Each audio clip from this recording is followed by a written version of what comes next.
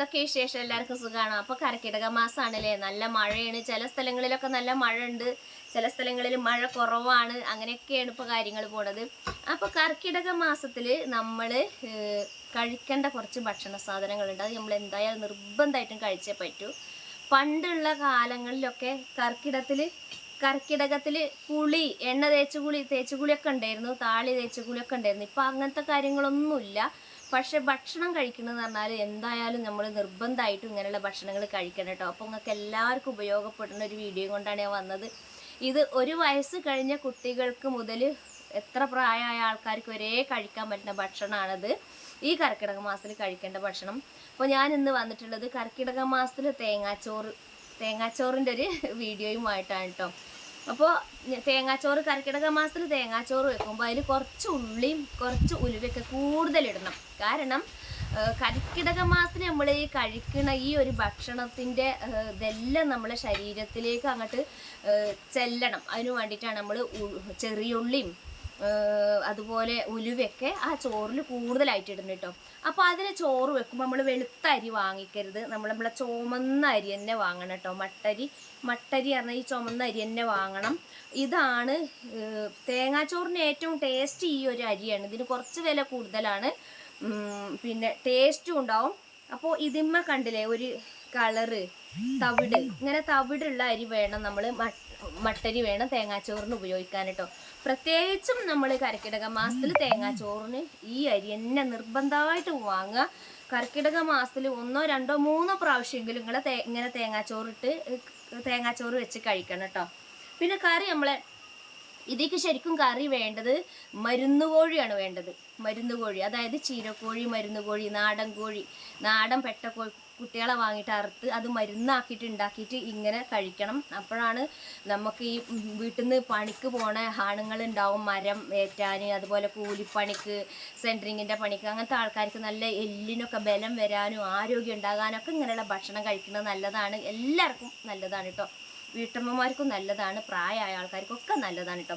അപ്പോൾ ഞാനിതാ തേങ്ങാച്ചോറ് ഉണ്ടാക്കാൻ പിന്നെ ഈ അരിയാണ് എടുത്തിട്ടുള്ളത്. ഇത് നമുക്ക് എത്രയാണോ വേണ്ടത് അതിനനുസരിച്ച് നമുക്ക് അളന്നെടുക്കുക. പിന്നെ ഇതിക്ക് എനിക്ക് നാടൻ കോഴിയൊന്നും കിട്ടിയിട്ടില്ല. അപ്പോൾ ഇതിക്ക് എന്തെങ്കിലും ഒരു കറി വേണമല്ലോ വിചാരിച്ചിട്ടാണ് കുഞ്ഞാണിയൊക്കെ ബീഫ് കൊണ്ടുവന്നിട്ടുണ്ട് കേട്ടോ. അപ്പോൾ ഞാൻ ബീഫ് കറിയാണ് ഉണ്ടാക്കാൻ പോകുന്നത് തേങ്ങാച്ചോർക്ക്. ഇതെന്താണെന്നറിയോ? ഇതാണ് ഈ ലിവർ അറിയുന്ന സാധനം. നല്ല ടേസ്റ്റല്ലേ ബീഫിൻ്റെ ഈ ലിവർ വരട്ടിയാൽ കഴിക്കാൻ. പിന്നെ അതാ വേറൊരു സാധനം ഉണ്ട് കേട്ടോ, ഇതിലാവും കൂടെ കാണിച്ചു തരാം. ഈ കരിനാക്ക് എന്നൊക്കെ പറയട്ടോ. ഇതൊക്കെ കഴിക്കാൻ നല്ല ടേസ്റ്റാണ് കേട്ടോ. ബീഫിൻ്റെ വെന്താൽ നല്ല ടേസ്റ്റാണ്. അതുപോലെ ബീഫിൻ്റെ നല്ല തുണ്ടം ഇറച്ചി.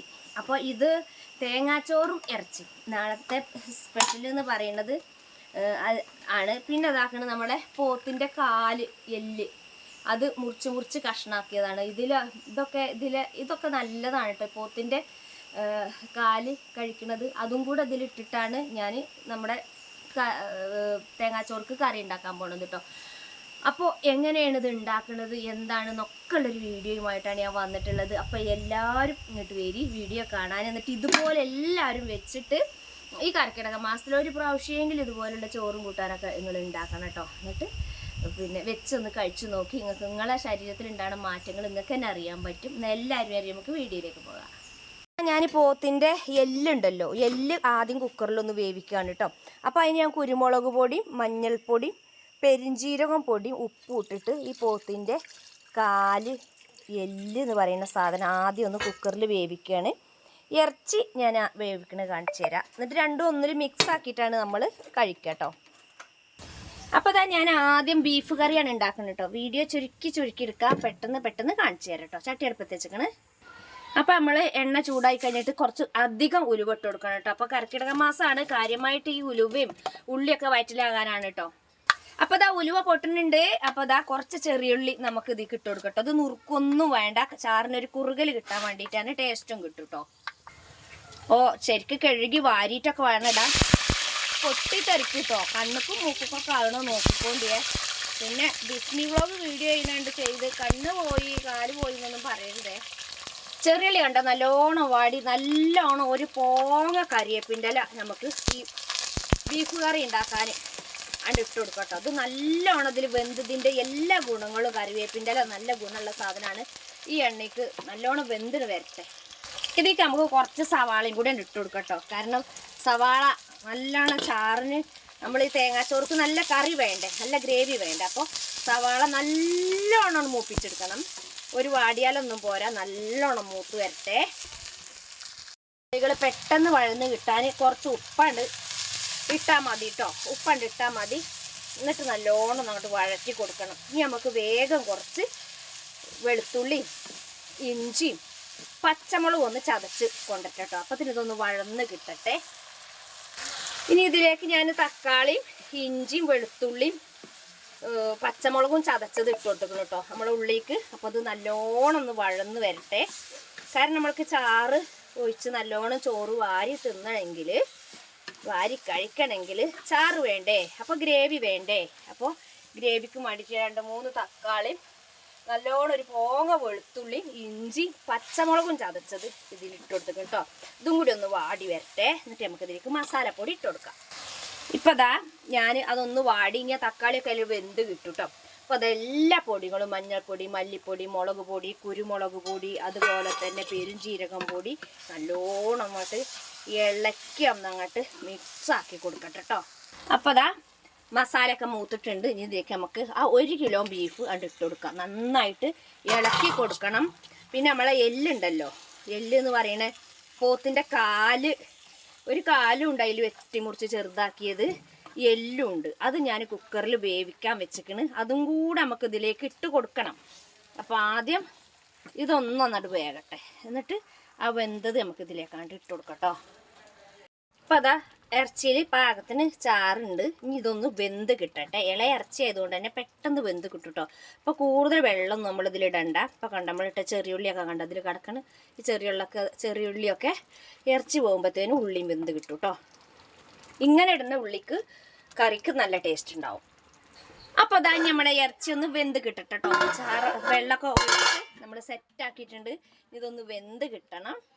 എന്നിട്ട് നമുക്ക് പറഞ്ഞുതരാം എന്താ ചെയ്യേണ്ടത്. നമ്മളെ ഇറച്ചിക്കറി ആയിട്ടുണ്ട് കേട്ടോ. നമ്മളെ ഇറച്ചിക്കറി തേങ്ങാച്ചോറുക്കുള്ള കറി ആയിട്ടുണ്ട്. നമ്മുടെ പോത്തിൻ്റെ എല്ലും പോത്തിൻ്റെ കാലും ഒക്കെ പാടിട്ടിട്ട് ബീഫൊക്കെ ഇട്ടിട്ടുള്ള നമ്മളെ തേങ്ങാച്ചോറുക്കുള്ള ബീഫ് കറി റെഡി ആയിട്ടുണ്ട്. അപ്പോൾ ഈ ചാറ് എന്ന് പറഞ്ഞിട്ടുണ്ടെങ്കിൽ തേങ്ങാച്ചോർക്ക് ചാറ് ഒഴിച്ച് കഴിക്കണമല്ലോ, അതിനാണ് കേട്ടോ. അടിപൊളിയായിട്ടുണ്ട്. എല്ലാവരും ഇതുപോലെ ഉണ്ടാക്കി നോക്കുന്നുണ്ട്. ഇനി നമുക്ക് ചോറ് വെക്കണമെന്ന് നോക്കണ്ടേ. തേങ്ങാച്ചോറ് വെക്കാൻ വേണ്ടിയിട്ട് ഇതാ ഞാൻ മട്ടരിയാണ് എടുത്തിട്ടുള്ളത് കേട്ടോ. നല്ല കുത്തരി.